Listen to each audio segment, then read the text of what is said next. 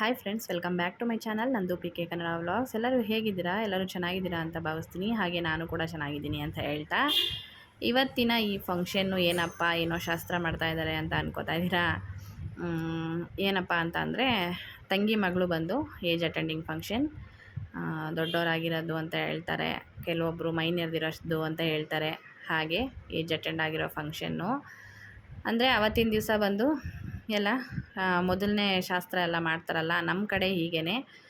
ಒಂದಷ್ಟು ವಿಡಿಯೋಸು ಸ್ವಲ್ಪ ಮಿಸ್ ಆಗಿದೆ. ಯಾಕೆ ಅಂತ ಅಂದರೆ, ನಾನು ಹೇಳಿದ ತಕ್ಷಣ ಆಫೀಸಿಂದ ನಾನು ಬರಬೇಕಾಗಿತ್ತು. ಅಲ್ಲಿಂದ ಪರ್ಮಿಷನ್ ತೊಗೊಂಡು ಮನೆಗೆ ಬಂದು ಆಮೇಲೆ ಬಂದಿದ್ದು. ಅಷ್ಟರಲ್ಲಾಗಲೇ ಸ್ನಾನ ಗಿನ ಎಲ್ಲ ಮುಗಿಸಿ ಶಾಸ್ತ್ರ ಮಾಡೋಕ್ಕೆ ಅಂತ ಎಲ್ಲ ಜೋಡಿಸ್ತಾಯಿದ್ರು. ಹಾಗೆ ಹೋಗಿದ ತಕ್ಷಣ ನಾವು ಶಾಸ್ತ್ರ ಮಾಡೋದಕ್ಕೆ ಅಂತ ಅಂದ್ಕೊಂಡು ಇದು ಮಾಡ್ಕೊಂಡ್ವಿ. ನಮ್ಮ ಕಡೆ ಬಂದು ಹೀಗೆ ಹೊಸ್ಲು ಮೇಲೆ ಕೂರಿಸಿ ಎಲ್ಲ ಮುತ್ತೈದೆಯರು 5 ಜನ 9 ಜನ ಸೋದ್ರ ಮಾವ ಸೋದರತ್ತೆದಿರು ಯಾರಿರ್ತಾರೆ ಅವ್ರ ಕೈಯಲ್ಲೇ ನೀರು ಹಾಕಿಸಿ ಈ ಥರ ಮಡ್ಲೆಲ್ಲ ತುಂಬಿಸಿ ಶಾಸ್ತ್ರ ಮಾಡ್ತೀವಿ. ಅತ್ತೆದಿರು ಮತ್ತು ಚಿಕ್ಕಮ್ಮಂದಿರು ದೊಡ್ಡಮ್ಮಂದಿರು ಎಲ್ಲರೂ ಸಹ ಸೇರಿಕೊಂಡು ಈ ಶಾಸ್ತ್ರನ ಮಾಡ್ತೀವಿ. ಆಲ್ಮೋಸ್ಟ್ ಅತ್ತೆದಿರು ಜಾಸ್ತಿ, ಸೋದರತ್ತೆ ಸೋದ್ರ ಮಾವಂದಿರೇ ಮಾಡಬೇಕು.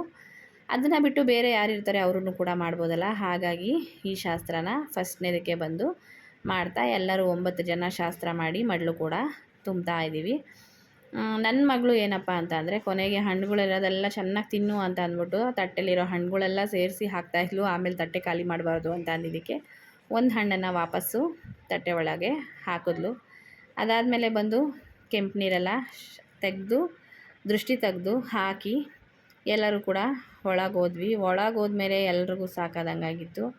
ಮಾತುಕತೆ ಮಾಡಿಕೊಂಡು ಹೆಂಗಿರು ಮಾಡಬೇಕು ಏನು ಎತ್ತ ಅಂತ ಅಂದ್ಬಿಟ್ಟು ನನ್ನ ತಂಗಿಗೆ ಎಲ್ಲ ಹೇಳ್ತಾಯಿದ್ರು. ಬಿಸಿ ಬಿಸಿ ಅಡುಗೆ ಕೊಡು, ಮಾಡು, ಸ್ವಲ್ಪ ಎಲ್ಲ ಇವಾಗ ಏನು ಅಂತ ಅಂದರೆ ಸ್ವಲ್ಪ ಬಾಣಂತಿದ್ದಿರ ಥರನೇ ನೋಡ್ಕೋಬೇಕು. ಈಗಿನ ಆರೈಕೆ ಹೇಗಿರುತ್ತೋ ಮುಂದೆ ಹಾಗೆ ಅಂತ. ಅದಾದಮೇಲೆ ಬಂದು ಮಾರನೇ ದಿವಸಕ್ಕೆ ಬಂದು ಮೆಂತ್ಯ ಮುದ್ದೆ ಮಾಡಬೇಕಾಗಿತ್ತು. ಹಾಗಾಗಿ ಮೆಂತ್ಯ ಮುದ್ದೆ ಮಾಡೋಣ ಅಂತ ಅಂದ್ಬಿಟ್ಟು ಎಲ್ಲನೂ ಕೂಡ ಹುರಿದು ರೆಡಿ ಮಾಡಿ ಮಗಳ ಕೈಲಿ ಕೊಟ್ಟು ಕಳಿಸಿದ್ದಾಯಿತು. ಹಿಟ್ಟನ್ನ ರುಬ್ಬಿಸ್ಕೊಂಡು ಬಂದಳು. ನಾವು ಇವತ್ತು ಆಗಿದ್ದು ಅವಳು ಏಜ್ ಅಟೆಂಡ್ ಆಗಿದ್ದ ದಿವಸದಿಂದ ಮಾರನೇ ದಿವಸಕ್ಕೇ ಮಾಡಿದ್ವಿ. ಒಂದು 2 ಡೇಸ್ ಬಿಟ್ಕೊಂಡು ಆಗಲೇ ಮಾಡಿದ್ವಿ. ಮಾಡಿದ ತಕ್ಷಣವೇ ಹುರುಳಿಕಾಳು ಸಾಂಬಾರಿಗೆ ಮುದ್ದೆ ಹಾಕಿ ತುಪ್ಪನೂ ಕೂಡ ಹಾಕಿ ಮಾಡ್ತಾಯಿದ್ವಿ. ಅದಾದಮೇಲೆ 5ನೇ ದಿವಸಕ್ಕೆ ಇಲ್ಲ 9ನೇ ದಿವಸಕ್ಕೆ ಬಂದು ಗುಡ್ಲೋಸ್ಗೆ ಹಾಕಬೇಕಲ್ಲ, ಹಾಗಾಗಿ ಗುಡ್ಲೋಸ್ಗೆ ಹಾಕಬೇಕು ಅಂತ ಮಾಡ್ತಾಯಿದ್ವಿ. ಫ್ರೆಂಡ್ಸ್ ನೋಡಿ, ಇವತ್ತು ನಮ್ಮ ದೊಡ್ಡಮ್ಮ ಮಾಡ್ತವ್ರೆ, ನಮ್ಮನ್ನು ಯಾರಿಗೂ ಕರೆದಿಲ್ಲ ಮಾಡಿಲ್ಲ.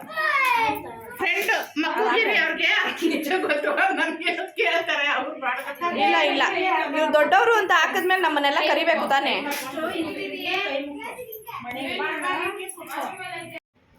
ಇನ್ನು ಗುಡ್ಲೋಸ್ಗೆ ಹಾಕಬೇಕು ಅಂತ ಅಂದ್ಬಿಟ್ಟು ಫಸ್ಟ್ನೇದು ಬಂದು ನಮ್ಮ ದೊಡ್ಡಮ್ಮ ಅಂದರೆ ದೊಡ್ಡಜ್ಜಿ ಅಂತ ಅಂದ್ಬಿಟ್ಟು ಅವರೇ ಮನೆಯಲ್ಲಿ ಎಲ್ಲ ತಿಂಡಿ ಸಾಮಾನೆಲ್ಲ ಮಾಡಿಕೊಂಡು ತೊಗೊಂಡು ಬಂದು ಶಾಸ್ತ್ರನ ಮಾಡಿಸ್ತಾ ಇದ್ದಾರೆ. ಅದಕ್ಕೆ ನಾನು ನಮ್ಮ ದೊಡ್ಡಮ್ಮಂಗೆ ರೇಗಿಸ್ತಾ ಇದ್ದೆ. ನಾನು ಸ್ವಲ್ಪ ಆಫೀಸಿಂದ ಎಲ್ಲ ಹೋಗೋದು ಲೇಟ್ ಆಯಿತು, ಹಾಗಾಗಿ ಇಷ್ಟೊತ್ತಾದರೂ ಬಂದಿಲ್ಲ ಅಂತಂದರೆ ನನಗೆ ಯಾರೂ ಕರೆದಿಲ್ಲ ಅಂತ ರೇಗಿಸ್ತಾ ಇದ್ದೆ. ಅದಾದಮೇಲೆ ಸುಮ್ಮನೆ ಇದು ಮಾಡಿಕೊಂಡು ಹೋದ್ವಿ. ಹಾಗೆ ಸೋದ್ರ ಮಾವನ ನೀವು ನೋಡಿದ್ರಲ್ಲ ಎಷ್ಟು ದೊಡ್ಡವನಿದ್ದಾನೆ ಅಂತ ಅಂದ್ಬಿಟ್ಟು. ನಮ್ಮ ತಮ್ಮ ಬಂದು ಇರಲಿಲ್ಲ, ಆಚೆ ಎಲ್ಲೋ ಹೋಗಿದ್ದ. ಹಾಗಾಗಿ ಅವನು ಅದಕ್ಕೋಸ್ಕರ ಇವನು ಕೂಡ ಮಾವನೇ ಆಗಬೇಕು, ಸೋದ್ರ ಮಾವನೇ ಆಗಬೇಕು. ಹಾಗಾಗಿ ಅವನ ಕೈಯಲ್ಲಿ ಮಾಡಿಸಿದ್ವಿ. ಇವತ್ತು ಬಂದು ಗುಡ್ಲೋಸ್ಕೆನಲ್ಲಿ ಬಂದು ಫಸ್ಟಿಗೆ ಎಲ್ಲರೂ ಸೇರಿಕೊಂಡು 3 ಸರಿ ಶಾಸ್ತ್ರ ಮಾಡ್ತೀವಿ. ಹೆಂಗೆ ಅಂತ ಅಂದರೆ, ಫಸ್ಟ್ನೇ ಸರಿ ಬಂದು 3 ಜನ ಇಡ್ತೀವಿ. ಅದಾದಮೇಲೆ ಬಂದು 5 ಜನ ಇಡ್ತೀವಿ. ಅದಾದಮೇಲೆ 9 ಜನ ಇಟ್ಟು ಅದಾದಮೇಲೆ ಲಾಸ್ಟಿಗೆ 9 ಜನ ಮಾಡೋವಾಗ ಮಡ್ಲು ತುಂಬಿ ಶಾಸ್ತ್ರನ ಮಾಡ್ತೀವಿ. ನಮ್ಮ ಕಡೆ ಎಲ್ಲ ಬಂದು ಹೀಗೆ ಮಾಡೋದು. ಫುಲ್ಲು ಅರಿಶಿನ ಎಲ್ಲ ಚೆನ್ನಾಗಿ ಕಲಸಿ ಮೈಗೆಲ್ಲ ಫುಲ್ ಚೆನ್ನಾಗಿ ಹಚ್ಚಿ, ಅಂದರೆ ಒಂದೊಂದು ಸರಿ ಮಾಡಿದಾಗೂ ಕೈಕಾಲು ಮುಖ ತೊಳೆಸಿ ಮತ್ತೆ ಶಾಸ್ತ್ರನ ಮಾಡ್ತೀವಿ. 9 ಜನ 3 ಸರಿ ಮುಗಿಸ್ತೀವಿ. ಇದಾದಮೇಲೆ ಬಂದು ಶಾಸ್ತ್ರ ಎಲ್ಲ ಕಂಪ್ಲೀಟ್ ಆದಮೇಲೆ ಹಾಗೆ ಎಲ್ಲರೂ ಕೂಡ ಎಲ್ರಿಗೂ ಬಂದಿರೋರಿಗೆಲ್ಲ ಅರಿಶಿನ ಕುಂಕುಮ ಕೊಟ್ಟು ಅವ್ರಿಗೂ ಕೂಡ ಇದು ಮಾಡ್ತಾಯಿದ್ವಿ. ಮಾತುಕತೆ ಎಲ್ಲರೂ ಜನ ಸೇರಿಕೊಂಡ್ರೆ ಅಂತೂ ಸಿಕ್ಕಾಪಟ್ಟೆ ಮಾತಾಡ್ತೀವಿ ಅಂತ ಹೇಳ್ತೀವಲ್ಲ, ಹಾಗೆ ಏನೋ ಒಂಥರ ಹಬ್ಬದ ವಾತಾವರಣ. ಆದರೆ ಈ ಥರ ಆದಾಗ ಪಾಪ ಈಗಿನ ಕಾಲದಲ್ಲಂತೂ ಮಕ್ಕಳಿಗೆ ತುಂಬಾ ಬೇಗನೆ ಆಗಿಬಿಡ್ತಾರೆ. 10 ವರ್ಷ 11 ವರ್ಷಕ್ಕೆಲ್ಲ ಬೇಗ ಆಗಿಬಿಡ್ತಾರೆ. ಮಿನಿಮಮ್ ಅಂದರೂ ಒಂದು 15 ಇಯರ್ಸ್ ಆಗಬೇಕು. ಆವಾಗಾದ್ರೇ ಮಕ್ಳಿಗೂ ಕೂಡ ಅವ್ರಿಗೂ ಒಂದು ತಿಳುವಳಿಕೆ ಬರುತ್ತೆ. ಒಳ್ಳೆಯದು ಕೂಡ. ಎಲ್ಲನೂ ನಾವು ಹೇಳ್ಕೊಡ್ಬೋದು. ನಾವು ಹೆಂಗೆ ಹೇಳ್ತೀವೋ ಹಂಗೆ ಕೇಳ್ತಾರೆ. ಇಷ್ಟಿಷ್ಟು ಚಿಕ್ಕ ಮಕ್ಕಳೆಲ್ಲ ಆಗಿಬಿಟ್ರೆ ತಂದೆ ತಾಯಿಗೆ ಒಂದು ಕಡೆ ಖುಷಿನೂ ಇರುತ್ತೆ, ಒಂದು ಕಡೆ ದುಃಖನೂ ಇರುತ್ತೆ. ಇದಾದಮೇಲೆ ಪ್ರತಿ ತಿಂಗಳೂ ನೋವು ಅನುಭವಿಸ್ಲೇಬೇಕಲ್ವಾ, ಪಾಪ ಇಷ್ಟು ಬೇಗ ಮಕ್ಕಳಾದ್ವಾ ಅಂತ ಅಂದ್ಬಿಟ್ಟು ಬೇಜಾರಾಗುತ್ತೆ.